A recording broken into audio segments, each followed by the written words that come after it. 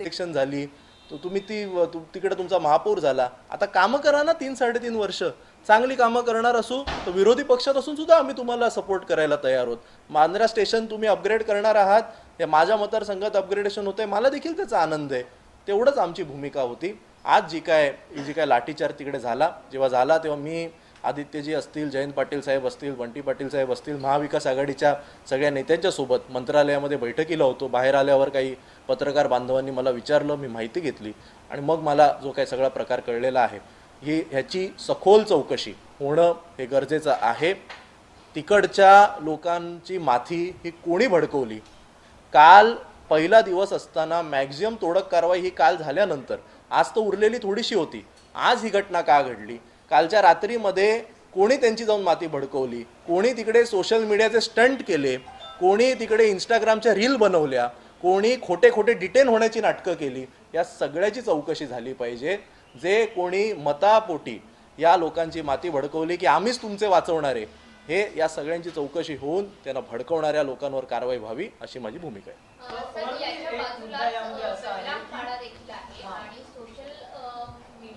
सध्या एक चर्चा अशी सुरू आहे एकीकडे ही कारवाई केली जाते परंतु बहिरामपाड्यावर कारवाई केली जात का नाही, तिथे सुद्धा अशाच पद्धतीने 3 ते 4 मळ्याचे मी परत एकदा तुम्हाला सांगतो, हे काय होतंय हा परत एकदा सगळ्या नॅरेटिव्हचा भाग आहे. मी सुरुवात कशाने केली तुम्ही ऐकलं असतं तर तुम्ही मला प्रश्नच विचारला नसता. हे का झालं? हा जो भाग आहे हा पश्चिम रेल्वेच्या इन्फ्रास्ट्रक्चर अपग्रेड प्रोजेक्ट करता त्यांना पाहिजे होता. म्हणून पश्चिम रेल्वेनी त्यांना नोटिसा पाठवल्या, नोटिसांना त्यांनी उत्तरं दिली, नोटिसांच्या विरोधात ते हायकोर्टात गेले, हायकोर्टामध्ये हा खटला चालला, खटला 9 वर्ष चालला, 9 वर्षानंतर त्याचा निकाल लागला आणि निकालाअंती ते डेमॉलिशन झालं. ह्याच्यामध्ये कोणी सुपर कॉन्स्टिट्युशनल अथॉरिटी नाही आहे की बाबा हे तोडायचं आणि हे वाचवायचं. असा देश चालत नाही, असं कोणी सांगू शकत नाही. आणि त्यामुळे हे का तुटलं किंवा हे का तुटलं नाही ह्याची काही उत्तरं मी तुम्हाला देऊ नाही शकत, कोणीच तुम्हाला देऊ नाही शकत. एखादा जो प्रोजेक्ट होता त्या प्रोजेक्ट करता जे जे बाधित होते यामध्ये सुद्धा जर राज्य शासनाचा प्रोजेक्ट असेल तर इथसर सर्वे होतो. आपलं SRAचं धोरण आहे 2011 पर्यंत त्या सगळ्यांकडे जर कागदपत्र असतील तर त्यांना प्रोटेक्ट केली जातात. ही सगळी जमीन ही केंद्र शासनाची असल्या कारणानं ते तिकडे लागू होत नव्हतं. म्हणून आपल्याला माहिती असेल की केवळ हा एक पट्टा नाही. तुम्ही म्हणाल इकडे मुस्लिम बहुल आहेत, माझ्याकडे माझ्याच मतदारसंघात 42 एकर डिफेन्स खात्याची जमीन आहे. मी त्याकरता लक्षवेधी विधानसभेत मांडली आहे. तिकडे बहुतांश मराठी लोक राहतात. उद्या जर डिफेन्सच्या मनात आलं आणि सांगितलं जमीन खाली करा आणि सगळ्या मराठी लोकांची घरं तोडली तर काहीतरी धोरण तर असलं पाहिजे की नाही? तिकडे पण 2-2, 3-3 माळ्याचं लोकांनी घरं बांधली आहेत. मग माझी काय गरिबांची काय घरं तोडायची या भूमिकेचे नाही होत. मी काय म्हणतोय, जाती धर्म कशाला बघता, आपण कायदा बघूया ना. जो कायदा आहे तो कायद्याचं आपण पालन करावं.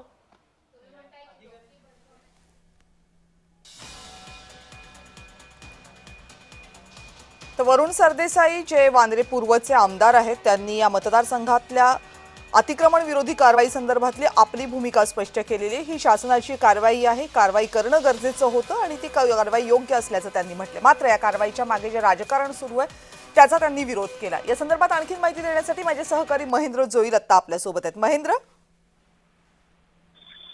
नक्कीच कळतवान वांद्रे गरीबनगर येथे पूर्वेला ज्या अनधिकृत बांधकाम होत्या त्यावरती पश्चिम रेल्वेने मोठ्या प्रमाणात ती तोडक कारवाई हाती घेतली होती. मात्र आज या दुसऱ्या दिवशी आपण पाहिलं तर तिथले स्थानिक जे रहिवासी आहेत ते आक्रमक झालेले पाहिले आणि त्यांनी ते पोलिसांवरती ते दगडफेक केली. या विरुद्ध जर पाहिलं गेलं तर पोलिसांनीही जे नागरिक होते ते दगडफेक करत होते त्यांनाही ताब्यात घेतलं. त्यात महिला असतील तर पुरुषही त्यामध्ये जे ते यामध्ये समाविष्ट आहेत. आणि आतापर्यंत पहिल्या दिवशी 20% जे ती तोडक कारवाई पूर्ण झाली असून 100 जी बांधकाम आहे ती जमीनदोस्त करण्यात आली आहे. अजून हे बांधकाम 4 दिवस सतत सुरू राहणार आहे आणि त्यामध्ये रेल्वेच्या जे प्रवास करणाऱ्या सुरक्षा त्यांची सुरक्षा ही महत्वाची आहे. म्हणून ही सगळी तोडक कारवाई केली जाते असं जे मुख्य जनसंपर्क अधिकारी आहेत विनीत अभिषेक यांनी जे ते सांगितलं. रेल्वे प्रवासी सुरक्षेला प्राधान्य देणं आमच्यासाठी महत्वाचं आहे, त्यामुळे ही सगळी तोडक कारवाई सुरू आहे. आतापर्यंत जर पाहिलं गेलं तर कालपासून जी ही सुरू झालेली मोहीम होती ती 23 तारखेपर्यंत होणार आणि या सगळ्यामध्ये 5200 चौरस मीटर आणि एकूण 5000 जी जागा आहे ती मोकळी करण्यात येणार आहे आणि यामध्ये आतापर्यंत मुंबई पोलीस यांचे 400 जवान, आरपीएफ आणि जीआरपी यांचे जे ते 400 जवान आणि रेल्वे विभागाचे 200 जवान आहेत ते या ठिकाणी उपस्थित आहेत. त्याचबरोबर जेसीबीचे 10 जेसीबी आहेत ते, त्याचबरोबर 2 पोकलेन आणि 12 ट्रक जे ते या ठिकाणी या सगळ्या अनधिकृत बांधकाम तोडीसाठी या ठिकाणी पाहायला मिळत आहेत. मात्र आज ही पोलिसांवर झालेली दगडफेकीला आता म्हणजे ते ज्या रहिवाशांनी दगडफेक केली होती त्यांना पोलिसांनी ताब्यात घेण्यात आलेलं आहे. कळतं नाही सध्या ही जी दृश्य आपण पाहतोय ती त्याच ठिकाणाहून आहेत, वांद्रे पूर्वच्या ठिकाणाहून, जिथून ही अतिक्रमण विरोधी कारवाई सध्या सुरू होती. महेंद्र जोईल आपल्याला या संदर्भात माहिती देतात. महेंद्र, तुम्ही राहाच आपल्यासोबत. मनसेचे नेते नगरसेवक यशवंत किल्लेदार आता आपल्यासोबत आहेत. यशवंतजी नमस्कार. नमस्कार. नगरसेवक म्हणून मुंबईतले आणि मनसेचे नेते म्हणून काय भूमिका आणि प्रतिक्रिया आहे तुमची या संपूर्ण कारवाईबद्दल आणि त्या कारवाईत जे जे काही घडलं त्याबद्दल? नाही, कारवाई खूप अगोदर व्हायला हवी होती, पण जी काय देर आहे दुरुस्त आहे.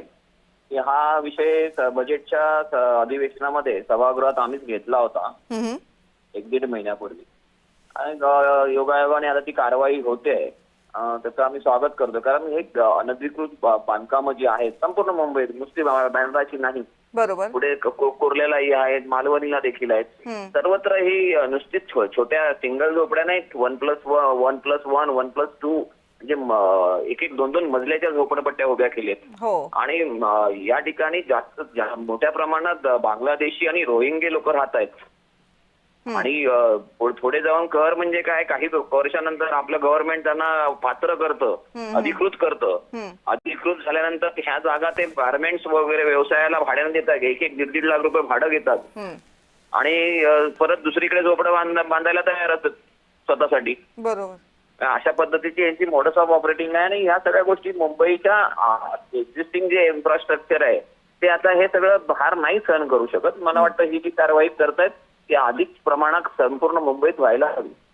काही वेळापूर्वीच इथल्या आमदारांनी पत्रकार परिषदेमध्ये ही माहिती दिली की त्यांनी स्वागतच केलं या कारवाईचं, ही व्हायलाच हवी होती असंही म्हटलं. मात्र यावरून राजकारण सुरू असल्याचा त्यांचा दावा आहे. कारण नसताना या कारवाईमध्ये हिंदू मुस्लिम हा वाद निर्माण केला जातोय, काही नेते यामध्ये राजकीय फायदा उचलू पाहतायत असं त्यांनी म्हटले. सहमत आहात तुम्ही याच्याशी? असं काय आहे बघा, काही ठिकाणं अशी आहेत की तिथे हिंदू लोकांच्याही झोपड्या आहेत, काही ठिकाणं अशा जिथे मुस्लिम लोकांच्या झोपड्या असू शकतात. इथे काही धर्माचा विषय येतो कुठून? इथे अनधिकृत बांधकाम मग ते कोणाचंही असू दे, हे तुटलं गेलं पाहिजे. संपूर्ण मुंबईत अशा पद्धतीची कारवाई व्हायला पाहिजे. त्याला धार्मिक वळण लावणं किंवा धार्मिक नको ते रंग देणं हे काही योग्य नाहीये. या प्रश्न विचारण्याचं आणखी एक कारण होतं यशवंतजी, कारण काही वेळापूर्वी आम्ही किरीट सोमय्या यांच्याशी जेव्हा संपर्क साधला त्यावेळेस त्यांचं असं म्हणणं होतं की इथे बांगलादेशी घुसवले जात होते, इथूनच जिहादसाठी प्रयत्न केले जात होते आणि इथेच कारवाई करायला काही राजकीय गुंड नकार देत होते. या सगळ्याशी सहमत आहात? नाही, हे बघा, काय मला ह्याच्या पाठीमागे धार्मिक राजकारण काय आहे त्याच्यामध्ये मला काही इंटरेस्ट नाही. परंतु जिथे जिथे इलिगल हे झोपड्या उभ्या आहेत किंवा बांधकामं उभी आहेत ती तोडली गेली पाहिजे. ही आमची पहिल्यापासूनची भूमिका, आमच्या पक्षाची ती भूमिका आहे. राज ठाकरे साहेबांनी देखील वारंवार ह्या गोष्टीवर बोट ठेवलेला आहे. तर मला वाटतं की त्याला धार्मिक कोणतंही काय म्हणतात रंग देऊ नये, वळण देऊ नये किंवा राजकारण देखील त्याच्यामध्ये करू नये. जे काही कारवाई होते त्याचे सर्व पक्षीयांनी स्वागत करायला हवं. यशवंतजी खूप खूप धन्यवाद. तुम्ही जय महाराष्ट्राशी संवाद साधलात आणि तुमची प्रतिक्रिया सविस्तरपणे व्यक्त केलीत त्याबद्दल. मनसेचे नेते आणि मनसेचे नगरसेवक यशवंत किल्लेदार आपल्यासोबत होते. ज्या ज्या ठिकाणी अतिक्रमणं आहेत त्या ठिकाणी इतर दुसरे कोणतेही निकष न लावता ती अतिक्रमणं हटवली गेली पाहिजेत अशी स्पष्ट भूमिका त्यांनी पक्षाच्या वतीनं इथं स्पष्ट केली आहे. गेल्या काही दिवसांपासून या कारवाईबद्दलच्या चर्चा सुरू होत्या. कालपासून कारवाई सुरू झाली. बऱ्यापैकी या कारवाईमध्ये जी स्ट्रक्चर्स पाडली जाणं अपेक्षित होतं ती स्ट्रक्चर्स पाडली गेलेली आहेत. मात्र त्याच वेळेला त्यातून राजकीय प्रतिक्रिया सुद्धा समोर यायला लागलेल्या आहेत, ज्या विरोधी प्रतिक्रिया आहेत. महेंद्र जोईल आत्ता आपल्यासोबत आहेत. महेंद्रकडे पुन्हा एकदा जाऊयात. महेंद्र,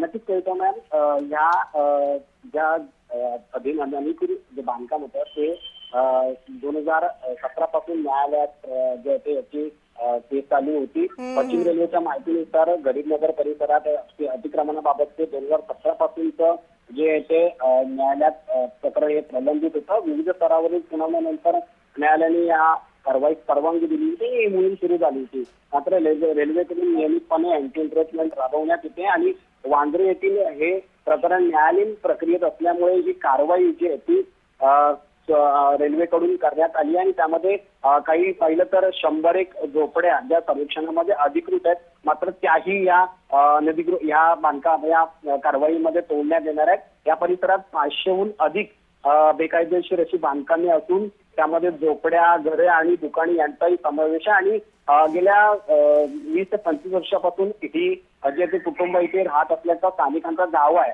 त्यामुळे काही ठिकाणी या कारवाईमुळे अनेकांचे संसार आहेत तेही या ठिकाणी उद्ध्वस्त झाल्याचं पाहायला मिळतंय. मात्र आजची जी थोडं कारवाईला एक वेगळंच वळण लागलंय, कारण या कारवाईमध्ये तिथे राहणाऱ्या स्थानिक रहिवाशांनी जे ते पोलिसांवरती दगडफेक केली आणि यानंतर पोलिसांनी त्या सर्व रहिवाशांना ताब्यात घेतलंय आणि आता ही थोडं कारवाई अद्यापही सुरू आहे. कमीत 4 दिवस कमीत कमी तरी थोडं कारवाई सुरू राहणार आहे. कधी किमान पुढचे 4 दिवस ही कारवाई सुरू राहणार आहे. पण मगाशी जेव्हा या विभागाचे आमदार बोलत होते त्यावेळेस वरुण सरदेसाईंनी सांगितलं की जवळपास कारवाई पूर्ण झालेली आहे, कालच्या दिवसातच मॅक्झिमम कारवाई होती ती पूर्ण झालेली आहे आणि आता थोडीच कारवाई शिल्लक राहिली आहे. कविता मॅम, पश्चिम रेल्वेचे मुख्य जनसंपर्क अधिकारी विनीत अभिषेक यांनी कालही पत्रकार परिषद घेतली होती. त्या ठिकाणी थोडं कारवाई होत होती. त्या ठिकाणी त्यांनीही या पद्धतीची माहिती दिली होती की मोठ्या प्रमाणात अनधिकृत बांधकाम आणि याला कमीत कमी 4 दिवस लागतील. त्यामुळे 19 तारीख ते 23 तारीख या दरम्यान या कालावधीत हे सगळं बांधकाम आहे ते अनधिकृत बांधकाम आहे ते काढण्यात येणार आहे आणि मोठ्या प्रमाणात पोलिसांचा जो फौजफाटा असेल तो या ठिकाणी तैनात करून जे ते रेल्वे मधून प्रवास करणाऱ्या सुरक्षेचा प्रवाशांचा प्रश्न आहे तो मोठ्या प्रमाणात गांभीर्याने घेऊन ही बांधकामावरती कारवाई करण्यात येत आहे. त्यामुळे वरुण सरदेसाई यांनी जरी आरोप केला असेल तरी रेल्वेकडून मात्र त्यांनी हे स्पष्ट केलेलं आहे. त्यामुळे रेल्वे प्रवाशांची सुरक्षा ही प्राथमिक ही महत्वाची आहे. त्यामुळे ही कारवाई होते. धन्यवाद महेंद्र, तुम्ही दिलेल्या सगळ्या सविस्तर माहितीबद्दल आणि अपडेट तुमच्याकडनं जाणून घेतच राहू. मुंबईमधल्या वांद्रे पूर्व रेल्वे स्टेशन परिसरातली कारवाई, अतिक्रमण विरोधी कारवाई जी सुरू करण्यात आलेली आहे कालपासून 19 तारखेपासून ते 23 तारखेपर्यंत या कारवाईचा संपूर्ण कालावधी आहे. आज सकाळपासून या कारवाईमध्ये अडथळे आणण्याचा स्थानिकांनी प्रयत्न केला, मात्र ही कारवाई पोलिसांच्या उपस्थितीमध्ये सुरूच ठेवण्यात आलेली आहे.